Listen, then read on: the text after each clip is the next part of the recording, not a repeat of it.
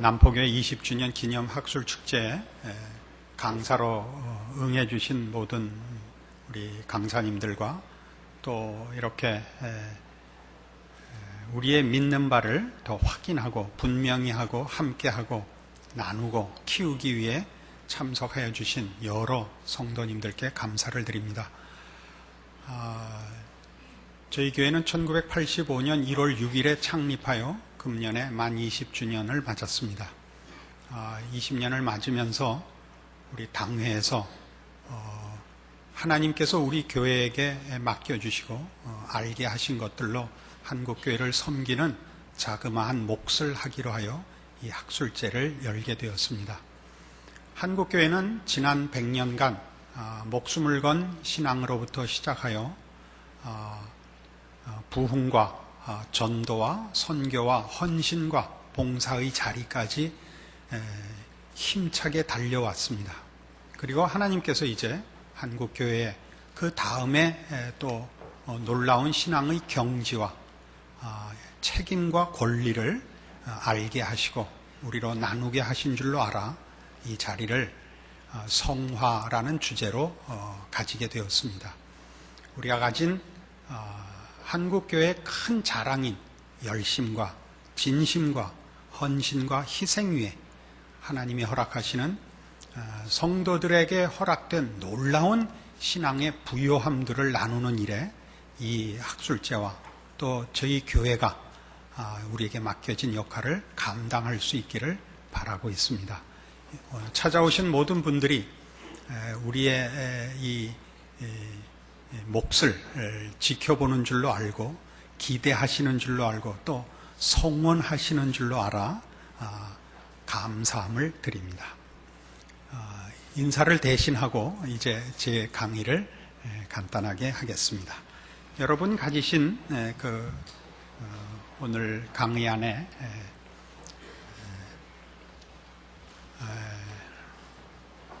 목회 현장에서 보는 구원과 성화에 관하여 그 글이 거기 있습니다. 그 글은 제가 하고 싶은 내용들을 간략하고 요점을 정리한 것들입니다. 자세히 읽어보시면 도움이 되실 거라고 생각을 합니다. 지금 강의 시간에는 그걸 다 읽을 필요는 없고 중심되는 것을 요약하여 초점에 강조를 두어서 간단하게 설명을 드리겠습니다. 모든 성도들의 신앙적 소원은 다 성령 충만이라 이렇게 요약할 수 있습니다. 성령 충만을 요구하는 이유는 구체적으로 둘로 나눌 수 있습니다. 하나는 죄에 대한 신앙적인 승리, 그리고 또 하나는 하나님께 바쳐지는 우리의 헌신이 열매를 맺는 적극적인 신앙의 가치 있는 현실, 이것이 성령 충만을 소원하는 구체적인 이유가 됩니다. 그런데 이 문제에서 제가 제 글에서나 제가 한국교회에서 가지는 발언과 제 책임은 이것입니다. 그 소원에 걸맞는 현실이 없다는 사실에 대한 문제와 왜 그런가 하는 데 대한 설명을 성경적으로 하기를 원합니다. 여러분들이 그 구원의 확신이나 구원의 감격에 다 그 경험이 있으실 터인데 그 감격 때 여러분이 가졌던 기쁨과 만족감, 그리고 그때 가졌던 헌신들이 그 이후의 삶에서 계속되는 사람은 거의 없습니다. 거의 대부분은 그 감격과 그 열정이 짧은 시간 안에 사그러들고 체념할 수밖에 없는 현실 속에 있는 자신을 발견합니다. 왜냐하면 현실적으로 우리의 소원과 믿음과 달리 죄에 대하여 우리는 늘 실패합니다. 그리고 하나님께서 우리의 소원과 헌신에 걸맞는 환경과 조건을 주시지 않습니다. 그러니까 우리가 주를 위하여 가지는 열심과 복음을 위하여 가지는 헌신에 대하여 걸맞는 건강이나 지위나 기회를 주시지 않고 현실이 발목을 붙잡고 있는 것이 사실입니다. 이 문제에 대하여 제가 클 때나 한국교회는 대부분 아직도 그 명분과 성경적 그 요구의 당위성들을 들어서 채찍질만 하지 그 실패의 이유가 무엇이고 또는 한 걸음 더 나가서 그 실패가 갖는 의미가 무엇인지를 아직은 얘기하는 사람이 없었습니다. 이 문제에 제가 책임을 가지고 있지 않나 싶은 것입니다. 이런 것을 성경적으로 얘기를 하자면 보통 성도들이 가지는 신앙인의 모델은 사무엘상 17장에 등장하는 다윗입니다. 골리앗을 물리치는 다윗. 만군의 여호와의 이름으로 너에게 가노라. 갖고 그 물맷돌 5개 들고 들어가 골리앗을 거꾸로 때리는 모습을 모든 성도들이 신앙에 실현시키려고 다 기대를 하고 소원을 하고 실제로 시작을 합니다. 그러나 골리앗은 안 넘어지고 우리만 묵사발이 되는 게 현실입니다. 그래서 당황을 하게 되죠. 이게 뭔가. 그래서 그런 실패를 만회하는 방법으로 더 큰 헌신, 더 큰 열심을 자꾸 내서 다시 한번 하다가 그 다음에 마지막에는 보통 체념하고 말곤 하는 것이 현실인 줄로 압니다. 그러나 성경에서는 이 문제를 신자의 모델로 삼지 않습니다. 우리가 잘 아는 대로 다윗 왕권의 영원함은 메시아 왕권을 상징하는 차원에서 그렇고, 그러니까 메시아 왕권의 영원함을 우리에게 이해시키기 위하여 다윗 왕권의 영원함을 약속하셨는데, 다윗 왕권의 영원함을 허락하는 근거는 시편 40편입니다. 우리 시편 40편에 보는 나를 기가 막힐 웅덩이에서 꺼내시고 내 발을 반석 위에 두셨도다. 이 기가 막힐 웅덩이에서 꺼내어 반석 위에 둔, 말하자면 이 반석은 예수 그리스도입니다. 그리고 시편 40편을 히브리서에서 인용하고 있고, 시편 40편 다윗이 밧세바 사건으로 실패하여 절망한 시점에서 구원자의 필요성을 비로소 깨우치는 장면. 그래서 메시아를 등장시키고 메시아의 필요성이 확인되는 그 시점에서 메시아를 근거로 하여 다윗 왕권이 영원한 것이고, 다윗이 사무엘상 17장에서 가지는 신앙상의 그 열정이 그 왕권을 지탱하는 것이 아니라 스스로는 자멸할 수밖에 없는 다윗이 메시아로 인하여 기가 막힐 웅덩이에서 반석 위에 세워지듯이 그 왕권의 영원함은 메시아로 인한 것이고, 그런 차원에서 성경은 우리의 신앙 모델을 사무엘상 17장이 아니라 이 시편 40편과 시편 51편의 회개하는 다윗에게서 사실은 모델을 찾으라고 합니다. 그러니까 우리 자꾸 놓치지요.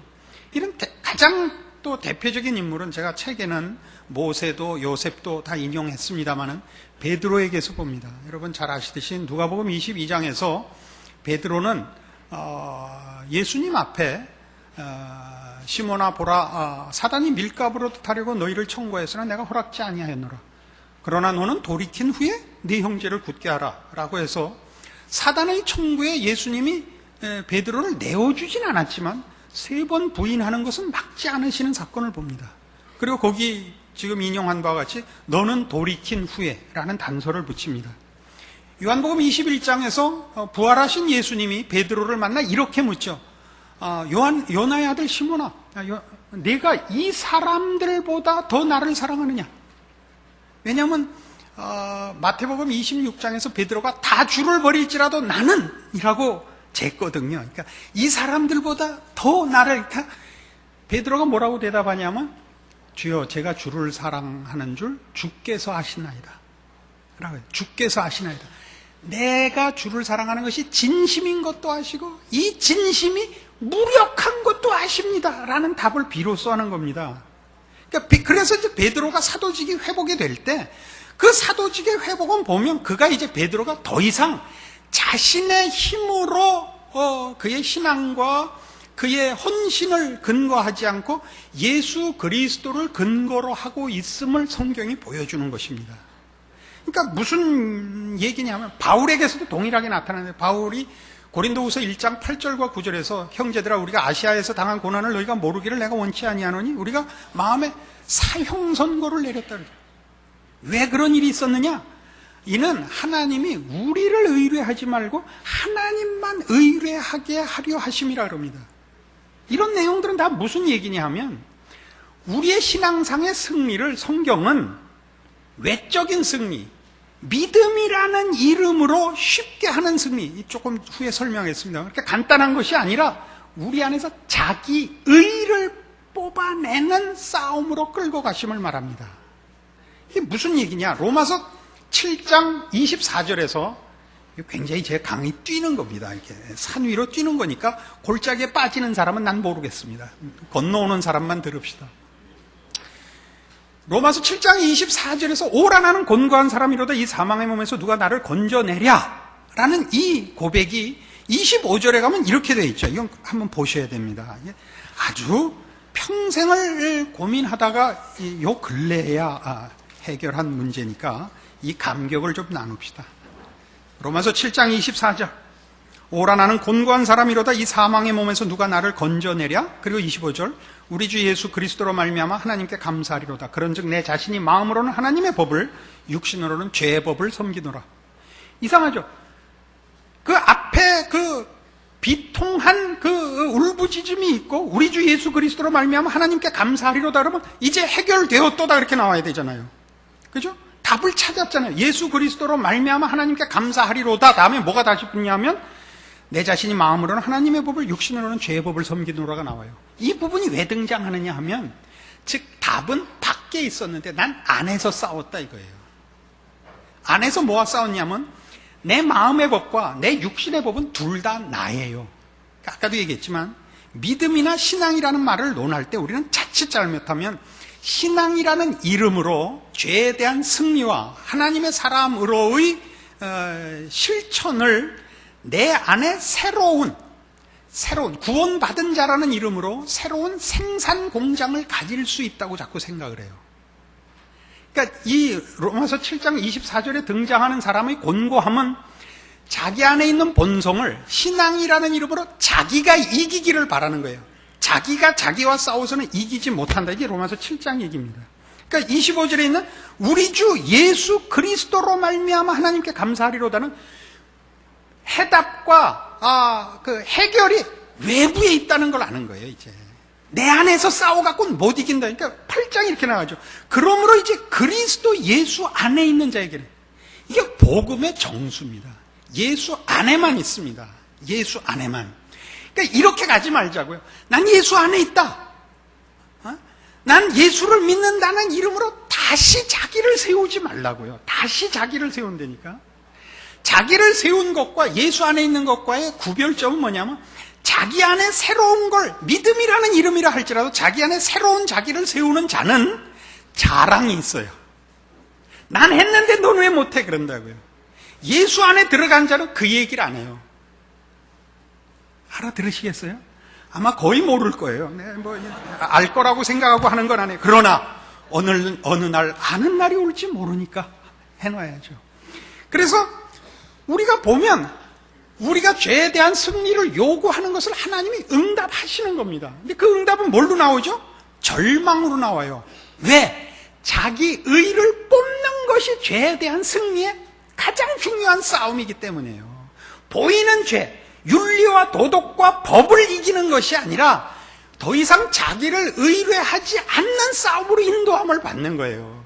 그러니까 우리 현실에서는 뭘로 나타나느냐 하면 자꾸 지는 걸로 나타나니까 우리는 놀래죠. 그러나 사실은 너를 버려라 라고 가르치는 거예요. 근데 우리 그걸 놓치고 나는 아닌 게 비요 그렇게 간단 말이에요. 이 문제는 한국교회 정말 필요한 성화에 대한 이해라고 생각합니다. 근데 이제 넘어가서 그럼 이런 성령 충만, 이런 자기의를 뽑고 하나님의 사람으로 크는 문제에 대하여 우리 잘 아는 에베소서 5장 18절에 술 취하지 말라 이는 방탕한 것이 성령 충만을 받으라가 등장하죠.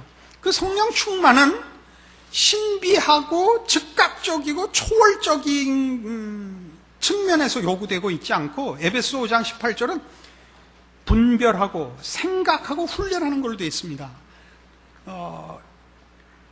술 취하지 말라 이는 방탕한 것이니 라는 말은, 방탕이라는 것은 낭비한다는 뜻입니다. 그러니까 시간을 허비하지 말라요. 그러니까 성령 충만은 시간을 허비하지 말고 그 앞에 있는 얘기같이 근신하고 깨어있고 분별하고 지혜로운 자가 되랍니다. 그래서 성령 충만이 그 이후에 뭘로 연결되느냐 하면 22절 이하에 부부, 부모와 자녀, 그 다음에 상전과 종 얘기로 나와요. 부부 문제만 해도 그래요. 부부란 처음에, 여러분 처음 결혼할 때는 사랑해서 결혼하잖아요. 근데 결혼해서 살아보면 이런 왼수가 없죠, 세상에. 응? 왜 그래요? 처음에 사랑은 진심과 열정이라고 생각하고 하는 거예요. 근데 살아보면 사랑은 관용, 인내, 이해, 짐을 나눔, 이런 요소가 더 많이 필요하다는 걸 배워요. 그래서 부부를 통해서 뭘 하느냐? 우리는 사랑을 비로소 완성해 가는 거예요. 이 왼수와 함께. 이 왼수라는 건 상대방에게 책임을 떠넘기는 자의 표현입니다. 사실은 우리가 실력이 없는 겁니다. 사랑하는 사람하고 살 실력이 없는 거예요. 그래서 이 부부 문제를 그 에베소 5장에서 뭐라고 하느냐 하면, 이거 놀랍지 않으세요? 나만 놀라서 참 죄송한데, 이거 보세요. 에베소 5장 31절, 이러므로 사람이 부모를 떠나 그 아내와 합하여 그 둘이 한 육체가 될지니 이 비밀이 크도다 내가 그리스도와 교회에 대하여 말하노라요. 그리스도와 교회가 연합한 것 같이 부부는 완성을 위하여 허락한 하나님의 짝지어 주시며 간섭이요 인도하시는 방법이라는 거죠. 그러니까 성령 충만은 어떻게 일어나느냐?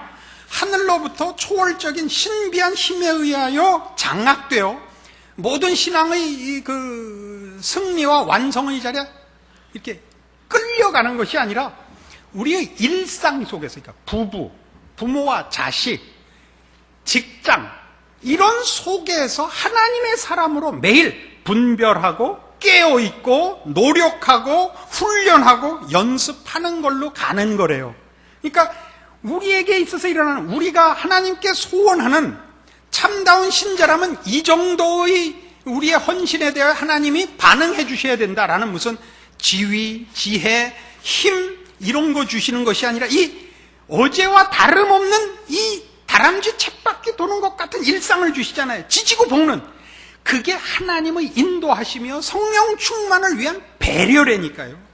그러니까 여러분 일상 속에서 매일 눈을 뜨자마자 하루 종일 뭐와 만나냐 하면 하나님의 사람으로 살 것이냐 세상에 타협할 것이냐와 만나고 있다고요. 모든 일에서 하나님이 여러분을 성령 충만으로 인도하기 위하여 준비한 하나님의 지혜와 능력의 배려가 뭐라고요? 여러분이 싫어하는 그 지지고 볶는 일상이라고요. 그래서 우리가 알아야 될 게 뭐냐? 우리는 이 속에서 말하자면 성령 충만이라든가 신앙의 전진이 승리와 만족으로 나타나지 않고 실패와 절망으로 나타난다는 것을 이해해야 돼요. 왜? 성화라는 말 자체가 듯이 거룩하게 되어지는 거 아니에요? 거룩하게 됐다는 게 아니라 되어가는 중이니까 뭐예요? 안 됐다는 거잖아요. 안 됐다는 거. 그러니까 우리의 신앙의 현실은 언제나 우리의 목표나 우리가 소원하는 것만 못하다고요. 그러나 그것이 우리를 완성으로 인도하는 하나님의 배려고 손길이라는 걸 알면 우리의 절망은 절망이 될 수 없고 우리의 비명은 비극이 되어서는 안 되는 거죠. 이 문제에 대한 성경적인 가장 강력한 증거를 제시할게요. 마태복음 5장에 나오는 팔복에서 심령이 가난한 자가 복이 있고 애통하는 자가 복이 있는 이유가 뭐예요? 그게 왜? 그건 증상이에요. 하나님에게 복을 받은 자의 증거라고요. 그 증거가 뭘로 나와요? 심령이 가난하고 애통하고 의에 줄이고 목말라요. 감기에 걸린 증상이 뭐죠? 재채기하고 콧물 나고 두통 있는 거와 같이 심령이 가난하고 애통한다니까요. 우린 절망스럽다고요. 이것이 신자된 증거요, 복을 받은 증거요, 증상이라니까.